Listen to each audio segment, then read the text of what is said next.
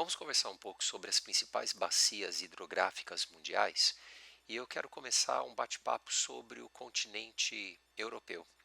A Europa, ela é marcada pelo predomínio de planícies e o fato de ter o predomínio de planícies faz com que a maior parte dos rios desse continente tenha um potencial de navegabilidade muito grande. Então, não é tão interessante para a instalação de usinas hidrelétricas, mas o transporte de cargas e de pessoas por meio de embarcações que passam por esses rios é enorme. Um exemplo claro disso na Europa fica para a Alemanha. Eu queria que você imaginasse que esse aqui é um mapa alemão, uma tentativa de fazer um mapa da Alemanha que tem diversos rios e dentre esses um dos mais importantes cruza mais ou menos essa região da Alemanha. Esse rio aqui, ele é conhecido como Rio Reno. Ele atravessa parte do território francês, atravessa importante região econômica da Alemanha e vai em direção da Holanda. Na Alemanha, ele atravessa uma região conhecida pelo nome de Vale do Ruhr. Essa é uma área de tradicional concentração industrial. Então é muito comum as empresas instaladas no Vale do Ruhr transportarem cargas por meio do rio Reno, indo até o litoral da Holanda, aonde você tem uma proximidade de um porto, o chamado Porto de Roterdã. Assim, essas embarcações deixam seus produtos no porto de Roterdã, que serão encaminhados para regiões mais distantes no planeta. No território europeu, também é possível encontrar importantes rios na Itália e na França. Imagina, por favor, que isso é uma tentativa de fazer um mapa italiano. E aqui a gente tem na região norte um rio importante, um rio chamado de Pó.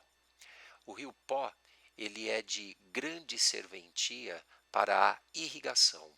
Essa é uma importante zona agrícola do território italiano e as águas do Pó favorecem toda a atividade produtiva aqui. O território francês já é marcado por um importante rio que atravessa essa região norte. Esse é o chamado Rio Sena.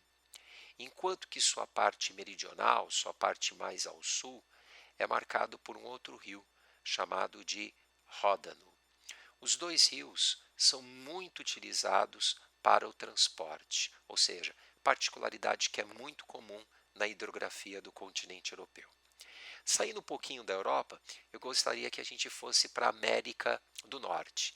Isso aqui é uma tentativa de fazer o mapa da América do Norte, isso aqui é uma tentativa de representar o Alasca, o Canadá e os Estados Unidos. E bem na divisa entre Estados Unidos e Canadá, existe uma formação lacustre, ou seja, a formação de lagos. Esses são chamados de grandes lagos. Lagos que surgiram com o degelo.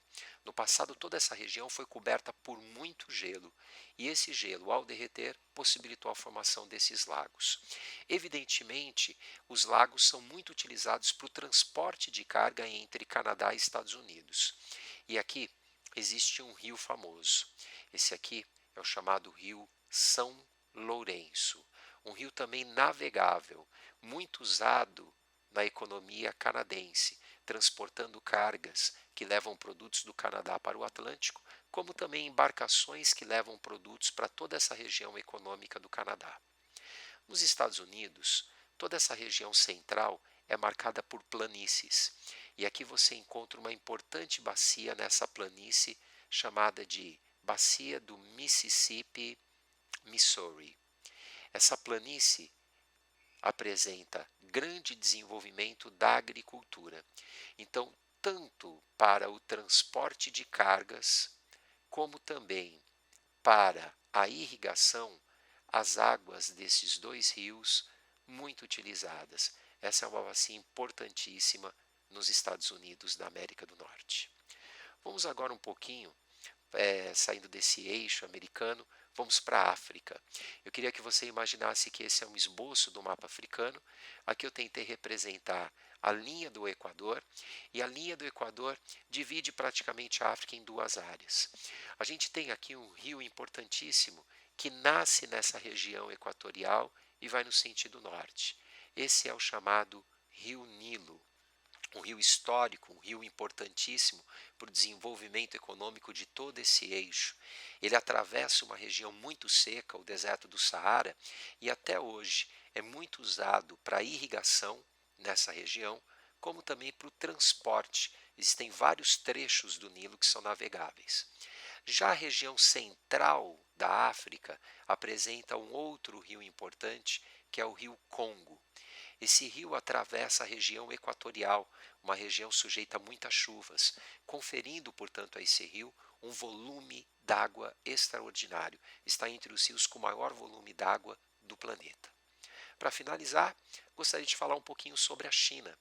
A China que apresenta toda esta região aqui, ó, próxima ao Oceano Pacífico, composto por planícies.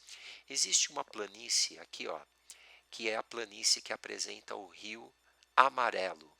O Rio Amarelo, que também é conhecido como o Rio Wangho. Ao sul da planície amarela, nós temos uma outra planície marcada por um outro rio, chamado de Rio Azul. E existe ainda uma última planície presente aqui, o rio Siquian. Ora, essas planícies, elas são muito utilizadas para o desenvolvimento da agricultura. E destacam-se nessas planícies, com a irrigação usando as águas dos rios Amarelo, Azul e Siquian, a produção tanto de arroz, a maior produção do planeta de arroz está na China, como também grande produção de trigo. Vale até destacar um fato. Essa região que tem o Rio Amarelo, ela apresenta um solo conhecido pelo nome de loess. Esse é um solo extremamente fértil e parte dos sedimentos que formam esse solo são levados pelas próprias águas dos rios que formam aqui a planície e a bacia do Rio Amarelo.